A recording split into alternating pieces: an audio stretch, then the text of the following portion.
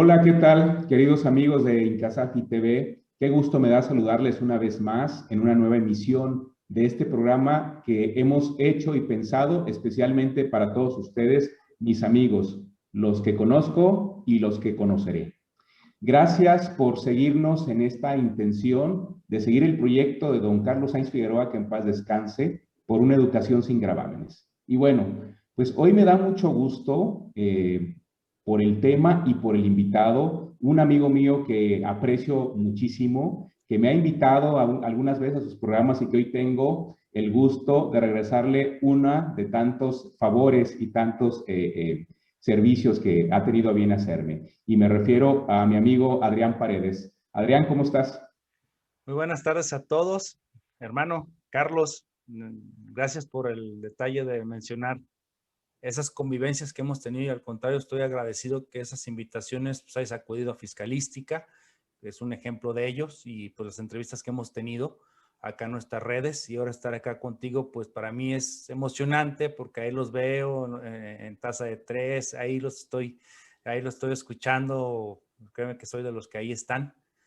Y pues ahora pues que me invites aquí contigo, pues para mí es pues es muy grato, no puedo decir de que estoy estresado como platicamos previamente, o sea, es un formato muy alivianado el que yo veo que manejas y pues ¿por qué tiene que ser duro el derecho?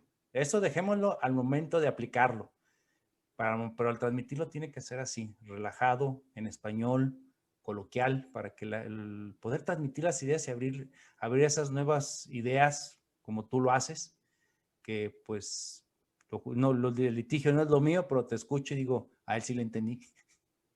Sí, no, muchas gracias, Adrián. Y bueno, ya que lo mencionaste a Taza de Tres, aprovecho para mandar un saludo a mis amigos muy queridos, mis tocayos, ¿no? A Carlita Rojas y a Juan Carlos de Obeso, ¿no? Aunque le vayas a la América, carnal, ya sabes que se te quiere, ¿no? Pero yo le voy al Atlas y mi equipo le ganó en la mesa. El Atlas está conformado de abogados y ganamos en la mesa, no ganamos en la cancha. Sí, hombre, ahí vamos a empezar a tener ahí roces tú y yo por esas tendencias ahí raras que tienes, pero bueno, yo siempre he creído que los atlistas siempre tienen una posibilidad de redimirse. Los americanistas, híjole, pues solo Dios los perdona, ¿no? Pero bueno, Ahí los saludamos a los dos, a Carla, con mucho gusto la saludo, y pues a Juan Carlos, que me lo encontré ahora esta semana ahí en el tribunal. sí. Bueno, antes de comenzar, como se ha vuelto una costumbre aquí en Incasafi TV, Adrián, me gustaría que tú te presentes con los amigos que nos ven y nos escuchan. Tú dinos, ¿quién es Adrián Paredes en lo profesional, en lo personal? Cuéntanos. Mira, gracias, hermano. Bueno, pues no me gusta mucho hablar de mí porque tampoco hay mucho que hablar de mí. Entonces me evidenció lo poco que soy. Pero lo que sí puedo expresarles es lo que Adrián hace. Adrián tiene dos facetas.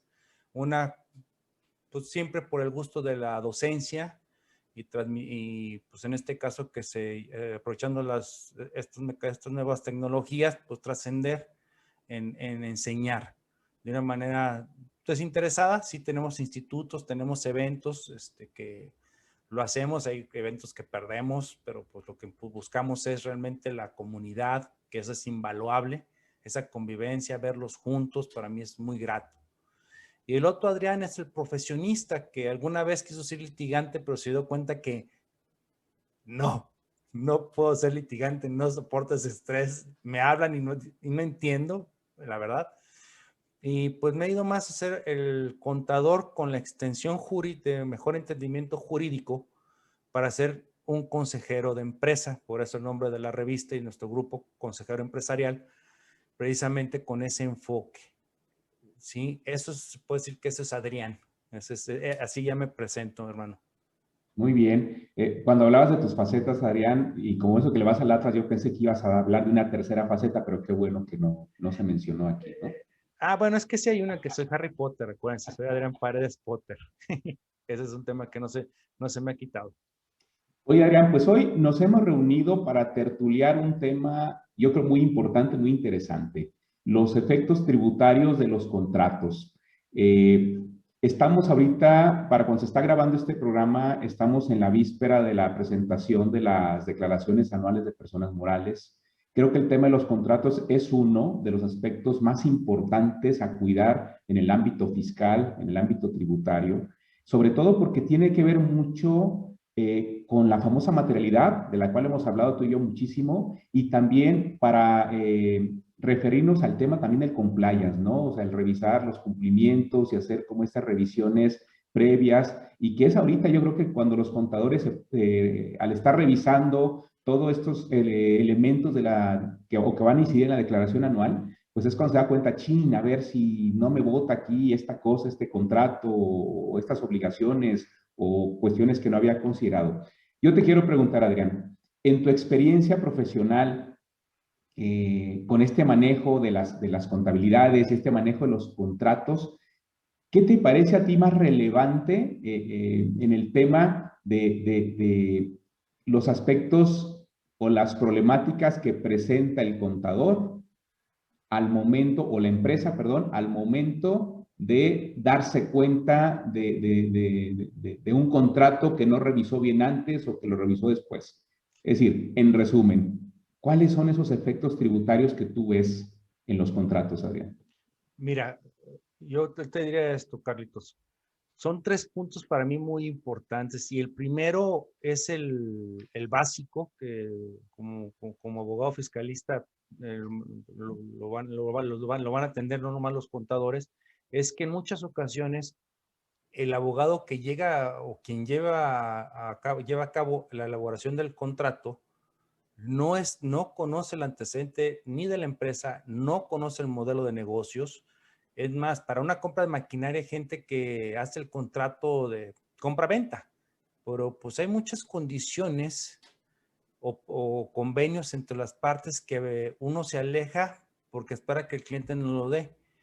Yo empleo siempre cuando es un contrato asociativo, por llamarlo así, ya sea una asociación de participación o algún tipo de sociedad, entender primero el negocio. Hay algo que les recomendaría que se llama, que es Model Business Canvas. Es un lienzo para poder entender el negocio en una sola hoja. Y así todos los clientes aquí en la firma sí tienen para distinguir qué hace, cómo lo hace, quiénes son sus proveedores, quiénes son sus terceros relacionados, para cuando suceda algo ya lo conozcas. Es como cuando haces una ficha técnica del jugador de fútbol X, así como cuando juegas FIFA, pues así, estos son sus atributos, estas son sus debilidades, esta es su historia. Así es como te permite el Canvas entender. Y cuando se hace mal el contrato porque no se está plasmando la ciencia, tú mejor que yo lo sabes, es muy posible que pueda carecer de esa razón de negocio, porque ya no se llevó a cabo como el negocio es, ¿sí? Eso para mí es lo primero, que involucrarme en el tema. Ahí, basándome, tomé una especialidad relacionada con compliance, está largo el nombre, por eso sí lo menciono. Esa especialidad me enseñó mucho hace 2 años a entender que cuando vas a hacer algo que va a documentar una operación y que puede implicar riesgos, es donde se habilita la actividad que se llama la gestión de riesgos. Cuando sucede eso, yo recuerdo la primera vez que me llevé una compañera a la oficina, le dije un día antes, ¿te llevas botas? Porque fuimos a una lechera. Pero íbamos a empezar desde las vacas, literal. Entonces, pues me llegó con unas botas muy monas y cuando pues, yo me puse mis botas ahí pues, de trabajo, y ya le dije, oye, pues no vas a jugar polo, ni nada de equitación, pues unas botitas muy bonitas. Le dije, es que te dije que íbamos a caminar con las heces de las vacas. O sea, ¿por qué? Porque tienes que sentir el negocio, tienes que conocerlo, ver los riesgos inherentes en sí de la operación. Igual en un contrato tienes que ver cuáles son los riesgos naturales que están en la ley, los que no están en la ley, pero están en la práctica, que son socialmente aceptadas, que son cláusulas naturales, las puedes poner o no, o bien las accidentales, que son esos riesgos inherentes que tienes que prever. Nosotros en los contratos, a partir del curso que sé que tomé esa especialidad, entendí mucho lo que era la imprevisión, la teoría de la imprevisibilidad. Y en casi todos nuestros contratos, habrá algunos que se nos habrá escapado, señalamos siempre una cláusula el de caso fortuito y fuerza mayor, pero ya con un matiz de la imprevisión, sujetándonos al código más ad hoc, porque el federal no lo contiene ni el código de comercio. Pero bueno, eso es lo que tienes que valorar de inicio. ¿Por qué? Porque los fiscalistas empiezan a hacer sus planeaciones y de ahí empiezan hacia atrás. No, esta es la realidad, se va a documentar y es lo más importante, Carlos. Sí. Oye, Adrián, pero fíjate que, a ver, esto es súper, súper importante, esto que tú mencionas, esto de la teoría de la imprevisión. Nos acaba de pasar con la pandemia, ¿no? Así O es. sea, ¿cuántas relaciones contractuales se vieron en riesgo o afectadas porque no se previó esta situación? Es decir, cuando yo incurro en un incumplimiento de mi contrato por una situación que no es atribuible a mí, pues la pandemia, la autoridad decretó y pues ahora no te puedo cumplir, no te puedo entregar la obra en tiempo, no te puedo entregar la mercancía en tiempo. Y ojo, tuvimos un aviso hace un par de años cuando la famosa crisis de gasolina que nos afectó mucho aquí en Jalisco, que es, oye, no, ¿cómo te entrego? Pues no tengo, no hay combustible para cargarle al camión y para poderte entregar en tiempo. Es decir, este aspecto es muy importante y yo quiero rescatar esto, Adrián. Es cierto, hay veces que el fiscalista se mueve solamente en el universo de los impuestos y quizá la propuesta que hoy nos haces tú es, no, hay que ver todo el contexto, hay que ponerse las botas, como tú dices, ¿no? Hay que caminar en el negocio, hay que conocer el negocio para poder captar la verdadera intención contractual y que esa tendrá los efectos fiscales. Pero a veces creo que se trata de ver al revés, se ve solamente el efecto fiscal y se quiere adecuar todo lo demás y ahí nos entra la famosa cláusula de código, ¿no? Oye, Sí. pues si tu beneficio fiscal es mayor, ¿no? Entonces, al económico, pues entonces creo que vas a tener un problema ahí, pues, de una, incluso de una probable simulación y que le va a restar efectos fiscales a ese acto jurídico, ¿no, Adrián? Sí, efectivamente, o sea, tú lo acabas de decir muy atinadamente, y yo puedo decirlo, lo voy a platicar como en la vida. Todos tenemos un final, pero lo más bonito es el camino. Igual cuando uno va emprendiendo, quiere hacer las cosas, traes un juicio, traes un prospecto de cliente, pues sabes cuál es la finalidad, pero no disfrutamos ni miramos cuando vamos caminando. Y eso es lo que hay que hacer, porque no queremos empezar del final, pues ya del final no te puedes regresar. Ya lo que hagas ya es artificial, ya va en contra de la naturaleza. Incluso aquí me lo traigo de naturaleza humana o real, pero si lo traemos al punto, al tema fiscal o jurídico en general, no puedes construir un contrato de acuerdo, en búsqueda de un beneficio fiscal. O sea, simplemente no deberían existir contratos así porque no hay una regulación y no puede ser ni contratos atípicos. ¿Por qué? Porque el hecho generador nace de una conducta que encuadra con la hipótesis del ámbito fiscal, de los impuestos, pero la conducta tiene que ser natural. O sea, no tiene que tener finalidad, para ahorrar impuestos, quiero ver qué contrato existe así. O sea, que así le llamemos, que el objeto del contrato sea ahorro de impuestos. No lo hay. Más bien Claro. es... A ver, Adrián, aquí yo me quiero aprovechar de tu gran experiencia en estos temas, sobre todo porque pues tienes el doble perfil, Sí, pero te gana el contador, ¿no? siempre, siempre. A ver, ¿qué como tips, ¿no? O consejos le darías al contador de la empresa, que es al que le cae siempre el tema, ¿no? Le dice la empresa, oye, pues el contador, pues hazte el contrato, ¿no? O ve cómo se haga el contrato, o contacta al abogado para que te ayude a hacer el contrato.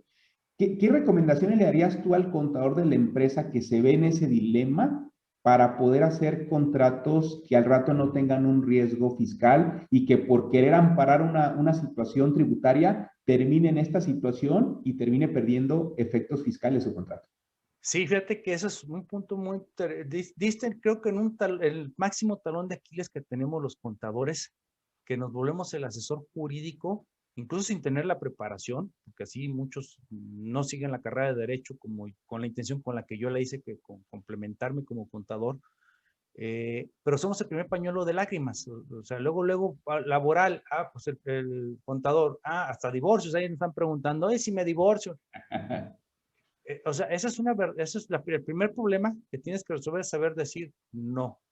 Y yo creo que ahorita está más que claro que yo soy de los que esta cláusula antiilusión era necesaria en un régimen jurídico, y aquí lo tenemos desde el 2000 pateando y pateando, pero era necesario, quizás, no es como debería de ser, pero sí es necesaria esta cláusula antiilusión. Eso es lo primero que tiene que hacer, decir no, porque no es el experto y tú lo acabas de decir muy bien, hay consecuencias fiscales que pueden ser muy trascendentales o de gran impacto en la empresa. Y el segundo es, ya que lo haga un experto, ¿sí? Un abogado, ¿sí? Como tal, conozca bien sus postulados básicos de contabilidad.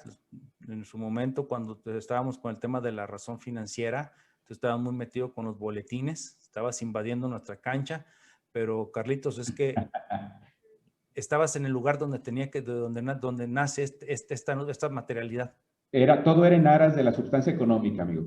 Efectivamente, y ese postulado, no, exactamente, o sea, pero es que esa es la realidad, o sea, los contadores, si empleáramos bien los postulados básicos de contabilidad y tuviéramos muy marcadito cada uno, y creo que los abogados fiscalistas o consejeros de impuestos o consejeros empresariales tienen que conocer darle su lectura, hay bastante literatura para que no se asusten, no es cargo y abono, sino es entender, a ver, ¿qué es entidad económica ese postulado? Es que la entidad es que tiene la infraestructura, trabajadores y capacidad financiera para llevar a cabo el objeto social. Creo que esa parte es entendible para todos los que estamos aquí. Así son los postulados de básicos, así son de legibles y claros. Y creo que el fiscalista, sea la profesión que sea, como dice el 198, ¿qué? 197, 196, la profesión que sea, pero que sea fiscal, tiene que partir de eso, de los postulados básicos, porque va a ser tu elemento de defensa. De hecho, en la Academia Mexicana de Derecho Fiscal, cuando se llevó aquí a cabo pues ya pierdo la noción de tiempo, si fue hace 2 años, pues fue el tema, la materialidad. Y Mario Rizzo, junto con muchos, Lupita Hinojosa, todos postulados básicos, las normas de información financiera, pues ya sabemos que por una habilitación jurisprudencial, pues se están tomando, y también legal, porque también para el costo de lo vendido, pues nos remitía, o nos remite hasta el propio código, el 28 del código, junto con el 33, 34 y 36 de su reglamento, señala casi lo que viene siendo, no nos hace la remisión expresa a las normas de información financiera, pero sí a las reglas de contabilidad. Claro, ¿Sí? y además es ciencia, ¿no? Es ciencia financiera, es ciencia contable. Y además, la finalidad por la que se hacen estas normas es eficientar el proceso y todo el proceso económico ¿no? de la entidad. Entonces, pues es un referente obligado. Y aquí lo interesante, Adrián, es cómo podemos tocar, ¿no? Me acuerdo de esta obra sacra de la creación donde está Adán y está Dios, ¿no? Extendiendo el dedo y Ajá. cómo se puede ver el dedo de Dios totalmente extendido y el de Adrián así un poco doblado, Así donde es. es el que tiene como el libre albedrío de tocarlo o no tocarlo. Es Es el decir, ¿cómo simbolismo. podemos llegar a ese punto de creación donde entra el contador y entra el abogado tanto para crear un contrato adecuado, pero vislumbrando un poco algunas normas financieras básicas que permitan que todo funcione en armonía? Es decir, no solamente verlo desde el punto de vista fiscal que traerá sus efectos, sino desde el punto de vista de la entidad que permita que no esté el día de mañana ese acto cuestionado por la propia autoridad por una inexistencia o por una falta de materialidad. Ahí podría servirnos de algo este tema del compliance, Adrián. Sí, fíjate que es un tema que, bueno, pues surge, por llamar de alguna manera, en 2008, cuando se publica el Código Nacional de Procedimientos Penales, que ya entró en vigencia, su vacatio legis fue hasta el 2016, en junio, comienza, pues empezó esa pregunta que incluso Zaffaroni en una de sus conferencias decía que, pues, responsabilizar a un artificio, una ficción jurídica, pues no resulta congruente para el tradicional derecho penal. Sin embargo, ya hace su reflexión y dice, bueno, es que no es el que cometió, sino es quien es el responsable. Eso es lo que se busca, una responsabilidad que al principio decían, no, es que cómo vas a, o sea, es que no, es inimputable, no, pues no estamos hablando de culpa, estamos hablando de responsabilidad, por eso es el sistema vicarial, y con eso comienza la condición del 421 del Código Nacional, te dice que una persona moral, voy a hablarlo así muy coloquial, parafraseando, va a ser responsable de la comisión de delitos por sus trabajadores o directivos cuando exista la ausencia del debido control, que es lo que traducimos como el compliance, que es lo opuesto, es el cumplimiento de la ley, de las normas, más la integridad. Entonces es algo muy grande. Sí, lo han segmentado los españoles en 3 normas, la 19.600, que es una copia de la norma ISO. Luego salió la 19.601, perdón, que se vuelve la Criminal Compliance o el cumplimiento penal. Y hace 2 años sale la 19.602, que es el cumplimiento tributario o Tax Compliance. Pero tenemos que estar muy claro que el compliance tiene que ser no nomás la traducción literal de este anglicismo, que se va a quedar. No hay una manera de traducirlo porque abarca más, hermano. O sea, no nomás es decir, palomita porque cumple con esto, palomita con esto. No, espérame. Tienes tú como compliance officer, que es la figura donde se materializa pues estas reglas de conducción se materializan en un sujeto, o bueno, puede ser colectivo. Pero el compliance, ¿qué te va a ayudar? A no cometer la falta. Te va a enseñar el fair play.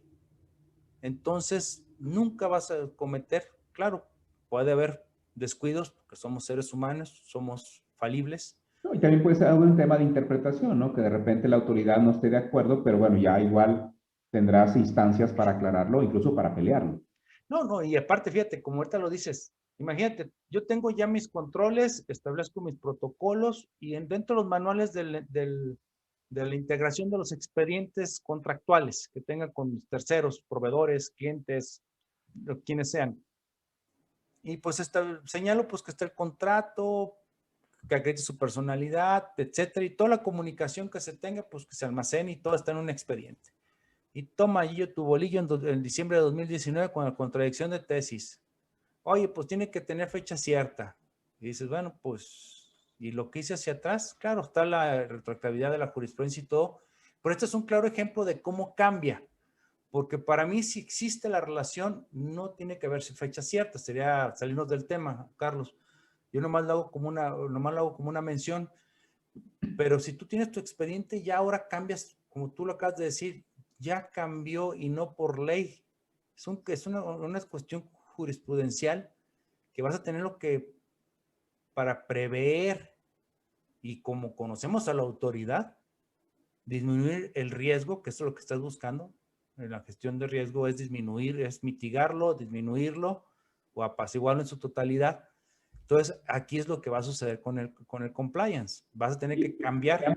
Perdón, pero aquí yo creo que esta cosa es bien interesante, como un resultado del compliance. También es identificar el posible riesgo. ¿Por qué? Porque si no lo visualizas, ese riesgo, y al rato estás metido, y entonces, fíjate qué interesante, retomando un poco lo que decías hace un momento, cómo el aspecto penal aquí también, en la parte fiscal, puede estar conectada. Es decir, el tema de la responsabilidad penal puede derivar de una ruta fiscal, ¿no? Por una cuestión de que mismo código, por ejemplo, dice que una declaratoria de operaciones inexistentes, ¿no? La última parte del 69, nos puede llevar a la tipificación de un delito que más adelante viene, por ejemplo, en el 13B por el tema de venta de facturas, ¿no? Que la factura es la consecuencia primero del contrato, o sea, primero hubo el acuerdo de voluntades y después puede llevar a esto. Fíjate cómo hoy nuestro sistema de derechos, sobre todo en la parte conciliatoria, es interesante.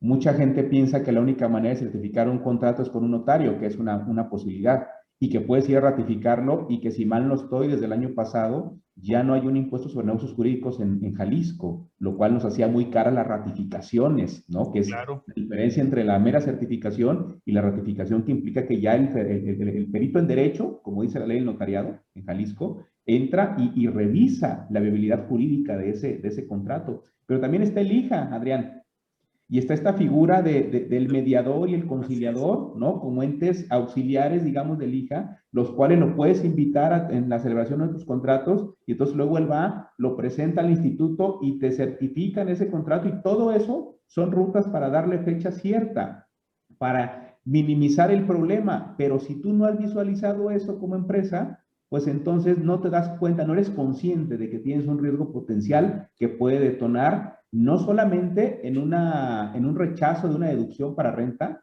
en consecuencia de un acreditamiento para IVA, sino también te puede llevar a arrastrar a consecuencias penales. Completamente, o sea, al final vamos a llegar a la última ratio, a lo penal, ¿sí? Y si quieres justificar la existencia del compliance, hiciste una relación así sucinta de los pasos y terminaste donde está donde está la génesis del compliance aquí en México y en la mayor parte del mundo por la prevención penal de la comisión de delitos. Ya los gobiernos han dicho, la OCDE fue la Organización para la Cooperación y Desarrollo Económicos, son de los que impulsaron junto con la ONU todo este movimiento de responsabilizar a las sociedades, hablando de entidades, puesto que los estados o países no tienen la capacidad de estarlos vigilando. Entonces, sigues con tu libertad de contractual colectiva para poder llevar a cabo tus negocios, pero te vas a autorregular y es donde viene un principio de autorregulación regulada. Pero cuidado que te agarre con un problema porque te voy a responsabilizar tu entidad, ¿sí? Entonces, ¿en qué? Pues responsabilízamelo en lo penal. Aquí en México elegimos penal porque es más garantista nuestro sistema. Está Italia que se fue más al derecho administrativo, porque también el compliance, ahorita que digo administrativo, aquí en México también ya lo tenemos con el artículo, creo que es el 25 de la Ley de Responsabilidades Administrativas. Ahí se establece esa parte. Tú mejor que yo sabes de esa ley. Este artículo me puedo equivocar, pero te describe también a mayor detalle qué es el debido cumplimiento, o mejor, o el anglicismo de compliance. Y es muy interesante todo esto, Carlos, porque bien dices, salvas la última línea, que es la comisión de un delito que pues obviamente se trastoca el segundo bien más importante de cualquier ser humano, que es su libertad. Claro, claro. Sí. Sí. Oye, Adrián, no sé si sea posible, no quiero meterte en apuros, pero yo sé que tienes ahí en tu cerebro un archivo de miles y miles de experiencias en este tema de los contratos, los efectos fiscales y demás. Pero ¿hay algún caso que te acuerdes ahorita, que te haya tocado vivir, que sea como interesante, como que genere un ejemplo o una alerta para compartir con los amigos que hoy nos siguen en esta tertulia, Adrián, que te acuerdes que pudieras compartir con nosotros un caso en específico, claro, sin decir los nombres, sino refiriendo a las circunstancias? Mira, voy a señalar una cuestión genérica que creo que para que sea muy claro el tema, lo que son los efectos fiscales de los contratos que debemos de cuidar, y aterrizaré con un ejemplo que pues es de dominio público, lamentablemente quedó en acuerdo reparatorio, digo lamentablemente jurídicamente hablando, porque era la primera experiencia de México que fue en febrero de 2018, si no me equivoco, cuando ya platicaré el ejemplo. Bueno, y haré una reflexión hacia un caso que cambió mucho el sistema sancionatorio mexicano respecto a daño moral y a lo que son los daños punitivos. Todo esto pareciera que, oye, ¿por qué está hablando tan disperso? No, no, todo esto lo vas a evitar con compliance, o sea, con el cumplimiento, desde lo tributario hasta la parte de los daños punitivos, ¿sí? En caso de alguna indemnización, hablando de ese tema. Primer asunto, mira, algo muy común, Carlos.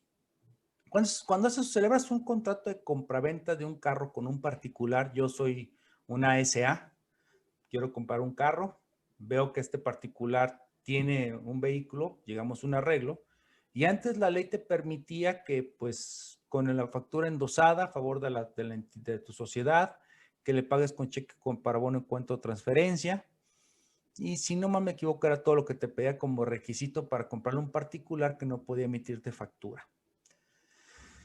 Con ya la generalidad de tener un CFDI, que ahí hago un paréntesis, es muy triste ver cómo la forma sí va sobre el fondo en materia de deducciones. Ese es el tema, es lo más irónico. Para otras cuestiones es al revés, fondo sobre la forma, pero en las deducciones no. Primero la forma. Y es a donde voy, este ejemplo. Hoy, a través de las reglas de miscelánea, vamos hablando de hace 3 años atrás, comenzó una regla para que tú pudieras, por llamar de alguna manera, tú como comprador, persona moral, decirle al SAT, oye SAT, le voy a comprar a Carlos Sainz su camioneta porque y es particular, no tiene RFC o ese bien no fue afecto a sus actividades, entonces no puede facturármelo. Entonces, doy todos tus datos, Carlos, los datos del vehículo, y el SAT me mandará el CFDI respectivo. Así yo ya podré deducir, porque hoy, si no tienes CFDI, no hay deducción. Es algo que todo el tiempo es lo cuando me toca ver platicar desde que le aprendí al doctor José Jesús Gómez Cotero en la maestría, en el tema de efectos fiscales de los contratos, que su manual para mí pues es muy importante. ¿Qué pasa? Él dice que no es un libro porque es un manual, y efectivamente es un manual muy bueno. Si lo pueden, comprar, no está con Thomson Reuters, efectos fiscales de los contratos, y te va guiando a la parte, a ver, desde la parte civil, cómo se conforma, y luego ya estas consecuencias, cómo se documentan para el mundo tributario, porque hoy estamos ante un ser inanimado que nos está dirigiendo toda la orquesta, que es la plataforma del SAT. El SAT sabe mejor que nosotros incluso lo que hacemos, porque a nosotros se nos olvida y a él se le queda grabado con los FDIs que se emiten, ¿sí? Entonces estamos en un mundo orwelliano, les digo, estamos viviendo la novela 1984 de George Orwell. Entonces dices, a ver, ¿todo contrato va a tener una consecuencia fiscal? Sí, la mayoría, vamos a decir el 90% para no me gusta ser totalitario. Pero si tiene consecuencia fiscal, pues debe existir el documento fiscal, que es un CFDI. Esa es la premisa, o sea, siempre tiene que haber. Oye, es que en ocasión, si es contra los extranjeros y todo, yo me reservo, parcialmente tienen la razón, yo soy más conservador y yo sí emito mi complemento de pagos al extranjero para tener mi CFDI, para que la plataforma no sepa y no me lo pregunten, ¿no? Porque le entrego todo. Entonces, regreso a lo del carro. Ya sí, tú haces tu operación, tienes tu comprobante y se acabó, tú ya cumpliste. Y un contrato y algo que es tan común, Carlos, y la gente todavía dice, no, con el puro endoso. Y yo lo regreso, ¿sabes qué? Esto se rechaza, esta deducción. Oye, pero ya la pagué. ¿Por qué no preguntaste? Así de sencillo. Todo contrato que tenga consecuencia fiscal tiene que haber un CFDI o diversos CFDI de acuerdo a las contraprestaciones pactadas. Si no, no puedes, no tiene efectos fiscales. Son muy pocos los que no se requiere. ¿Sí? Ese es un tema. Sí, oye, ahorita, perdón, voy a aprovechar para hacer un chiste malo y sangrón, pero pues no lo puedo evitar. Lo que pasa es que yo les digo mucho a mis alumnos en clase que el SAT es como las esposas enojadas, ¿no? Ya sabes que la esposa enojada ni perdona ni olvida. El SAT es igual, ¿no? Por todo ese registro que le dejas ahí con los FDIs y el cruce de información y la plataforma y todo lo demás, ¿no? Sí, no, es que Carlos, o sea, el chiste encierra un contenido real, digo, no con respeto a las damas. A ver cómo nos va terminando el Sí, programa a porque mí después, aquí ¿eh? Por al cierto, saludos rato, no es a Rox, señora. no, me va a ir. ¿Y qué después, Adrián? Pues aquí diciendo babosadas le vas a decir. Aquí, pues, ya ves, Aquí de abriendo la bocón, boca. mi cielo. Aquí de hocicón nada más, como dicen en el rancho, aquí de hocicón. Bueno, aquí el tema, Carlos, eso de no olvidar, eso es una verdad. O sea, incluso vimos la reforma en el artículo 30 del Código Fiscal para este año, como ya para la conservación de determinados documentos ya son de manera permanente mientras subsista en este caso, las personas morales. Sí, entonces ya estamos viendo que el derecho al olvido, que es un tema que algún día nos presta oportunidad de platicarlo, Carlos, como derecho humano que está peleando en Europa o aclarándose en Europa. Aquí en materia fiscal va a haber documentos que van a ser inolvidables para el SAT y sobre todo vigentes para cualquier rechazo. Entonces, el efecto fiscal, cuando doy las pláticas de efectos fiscales de los contratos, insisto, sigo mucho el perfil trato de seguir el perfil del doctor José Jesús Gómez Cotero, porque hay que hacerlo práctico, en el sentido de que juntas dos materias que son tan parecidas pero tan distintas, que pues una es una ciencia como el derecho, que te da cierta flexibilidad al momento de llevar a cabo un contrato, incluso hay contratos como el joint venture, que son tan flexibles para poderse adaptar a distintas negociaciones, pero entras a un punto que es más que una ciencia, es una técnica, la contabilidad, donde tienes que seguir determinadas reglas de registro para hacer homogéneo la información financiera y cualquier persona interesada la pueda entender, ¿sí? Entonces tienes que juntar eso y súmale la rigidez fiscal y sobre todo con la blandeza, eso es lo más irónico, es muy rígido nuestro derecho fiscal por carácter de emanar del derecho administrativo, pero es tan laxo y tan flexible cuando se trata de reglas de resolución miscelánea, las cambian y las cambian y las cambian y dices, oye, pues, ¿qué sucede? ¿Sí? Entonces, es una amalgama muy interesante estudiar el derecho contractual, pero con su consecuencia tributaria. Es toda una gracia, ¿eh? O sea, yo estoy haciendo pininos en ese tema, día a día sigo aprendiendo, pero hay gente que de verdad digo, wow, lo domina este cuate. O sea, no. Y es uno, insisto, este doctor, Pepe, bueno, José Jesús Gómez Cotero, que lo platica muy padre, pero eso te hace una reflexión de decir, ah, caray, todo esto es lo que me hace falta aprender para realmente asesorar y respaldar una operación y que no me la cuestionen hoy más con el 5A del Código Fiscal. ¿Sí? Entonces, eso es la recomendación general. El ejemplo que les puse del vehículo, cómo hay reglas de miscelánea, cómo cómo se trastocan cómo se mezclan el derecho y la contabilidad, pero, y lo fiscal, y regresando al derecho, pero un caso ahora sí, yéndonos al compliance, todos sabemos el asunto del caso de Mayan Palace, donde lamentablemente falleció un joven brillante, promesa, hijo único, o sea, un fuerte golpe moral para los padres que ahí lo vieron pues, morir, no por el incidente en sí, que fue que se electrificó, el lago donde estaba en su kayak, ahí descansando, y pues se electrifica todo el agua y pues se electrifica él, y pues no existían protocolos o sea, los protocolos adecuados para que el Mayan Palace actuara. Llegaron auxilios a la media hora, ya formalmente primeros auxilios. Irónicamente había un congreso de médicos, o sea, es lo peor. El primer contacto con gente del Mayan pasaron 10 minutos, o sea, las posibilidades de que ese joven se le hubiera salvado la vida pudo haber sido con un buen programa de cumplimiento en materia de seguridad, desde prever el mantenimiento de las bombas sumergibles, que fueron las que ocasionaron la electrificación, y segundo, cómo atender los primeros auxilios de una manera adecuada.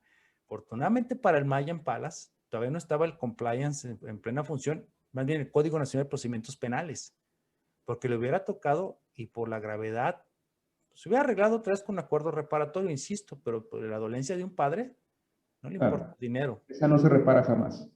Entonces, buscaría que se alcanzara una sanción, que quizás no la disolución, porque pues sería muy grave, como una venganza, pero pues yo hasta que se disuelva, para que no se exponga a nadie más. O sea, yo me iría hasta las últimas consecuencias. Habría otros paradigmas como los daños punitivos y el daño moral, cómo tomarlo dentro de la reparación de daños, en el derecho reparatorio, pero el tema es que si ese caso hubiera estado hoy, creo que hubiera sido el laboratorio jurídico que hubiera dejado la escuela.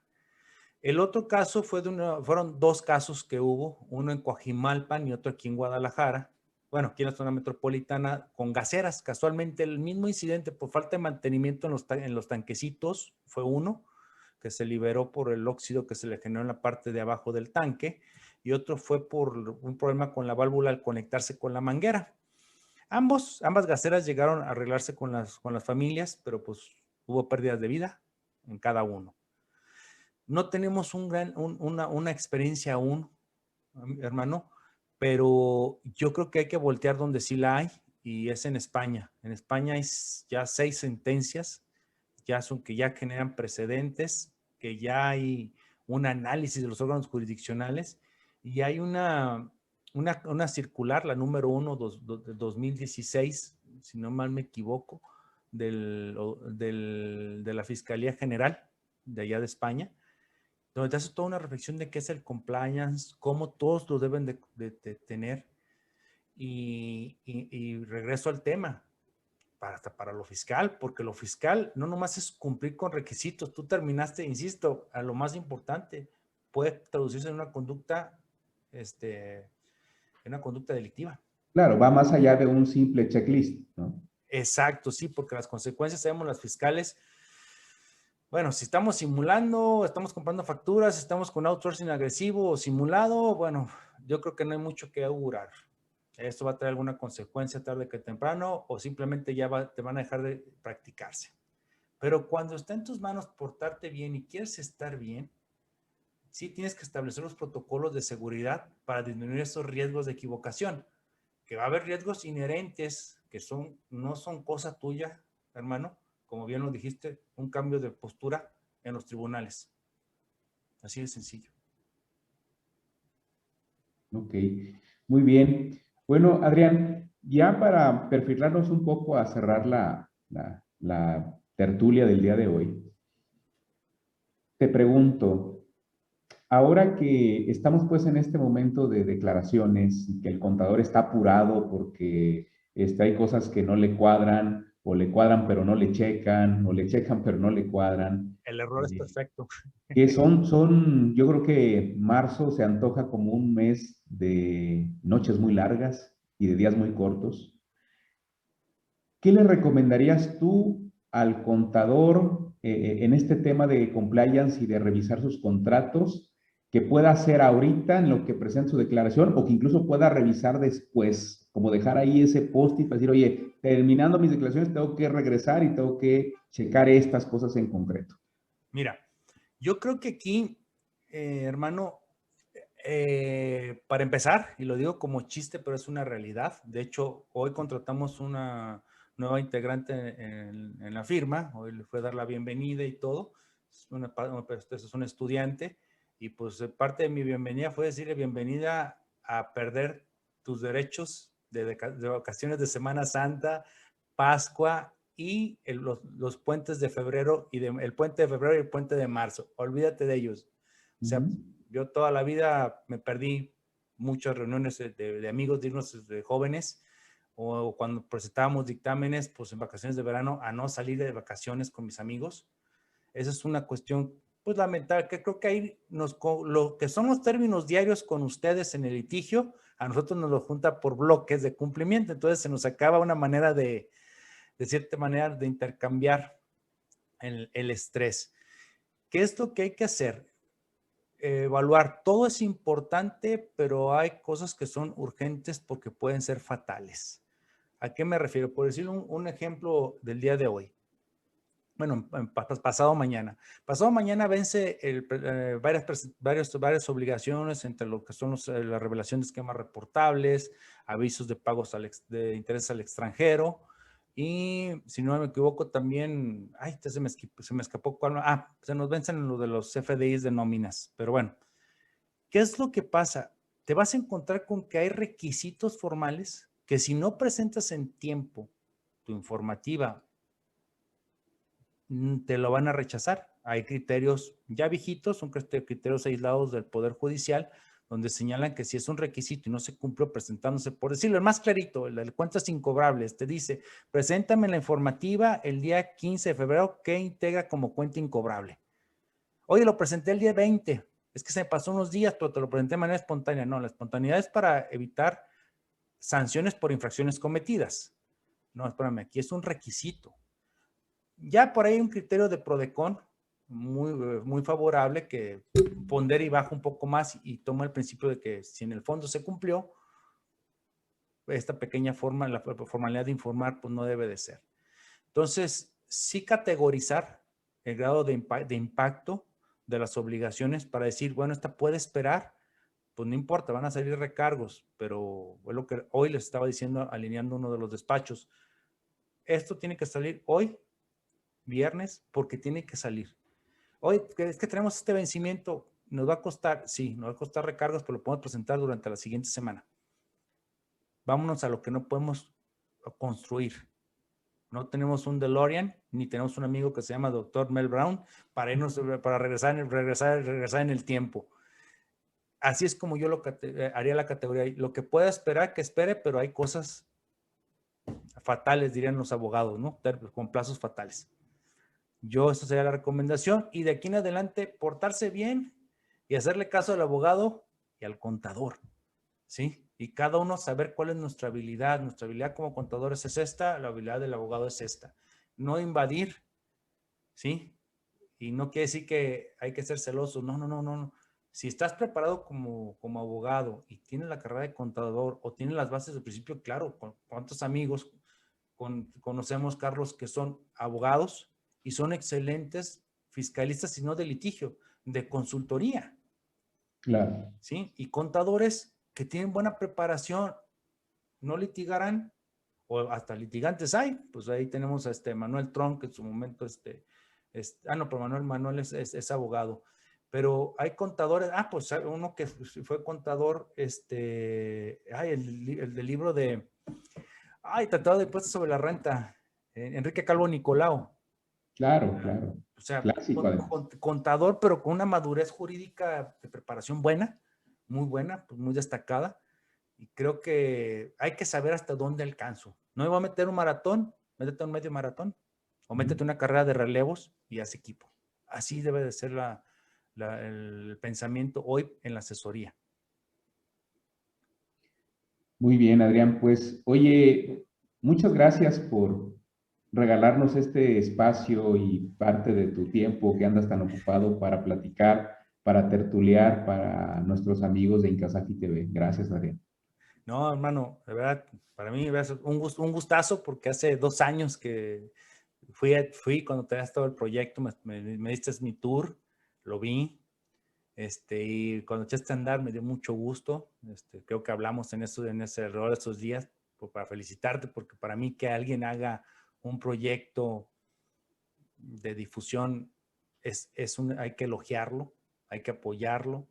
Si hacen lo mismo pues qué bueno, somos más. Yo lo que tengo una frase, hay mucho pasto para regar, entonces lo que se necesita son más mangueras. Entonces, a jóvenes me ha gustado impulsarlos a que les enseño cómo programar en Facebook sus campañas, en TikTok cuál es el algoritmo.